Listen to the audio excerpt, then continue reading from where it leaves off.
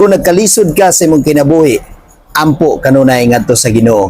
Kung aduna kay mga pagsulay sa imong kinabuhi, ampo kanunay ngadto sa Ginoo. Duol kanunay sa Ginoo.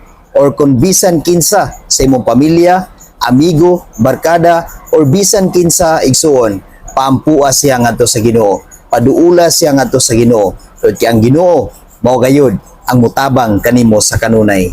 Ug kung ikaw nagmalipayon, ampo usab ngadto sa Ginoo. Pasalamat usab ngadto sa Ginoo. Dili lang sa mga kalipay, sa mga kasakit, kundi sa tanang higayon.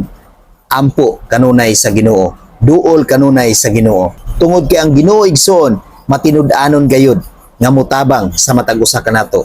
Lig-unon og dasigon gayud kita kanunay sa Ginoo.